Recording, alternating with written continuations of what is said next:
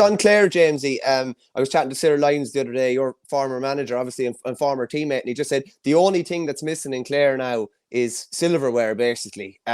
Is there a big need to get over the line the provincial final? And I think Davy took a little veiled swipe at Brian Lohan when he said about there are managers in certain jobs 3 or 4 years that haven't won anything, and what was that about? Is there a pressure now to go and get silverware, as good as the performances have been, and they've really thrown it down to Limerick, and as good as the atmosphere seems to be in the county and the vibe around the county? Is there a tangible need to get something in their hands now?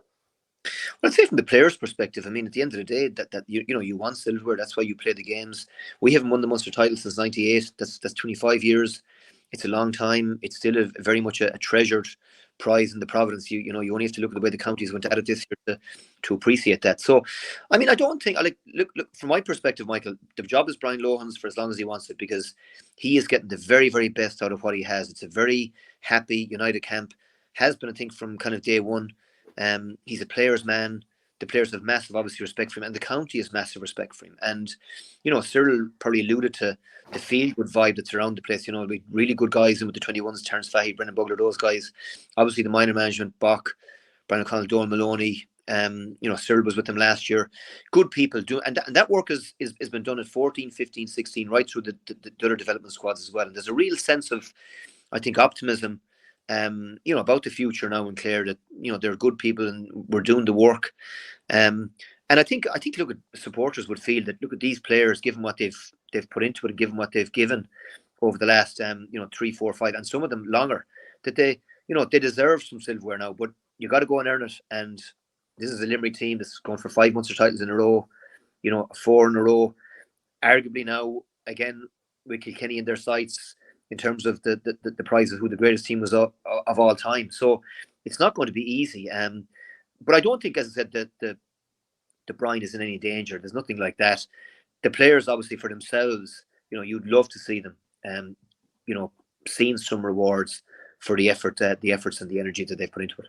Just on that, Tony Kelly has no Munster medal. Like, do you know what I mean? Which just seems kind of mad. You know what I mean? For a player of his stature and what he's done in the game, Yeah, no, and I mean, whatever Brian Lohan has done, I mean, like, whatever buttons he's pressed, like the Tony Kelly we've seen in the last 4 years, since Brian took over, has been magical. And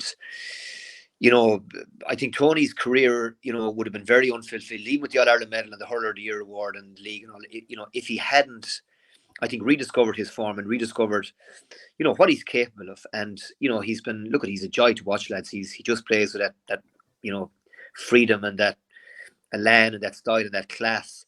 And obviously he's hugely important to us in terms of, him motoring well.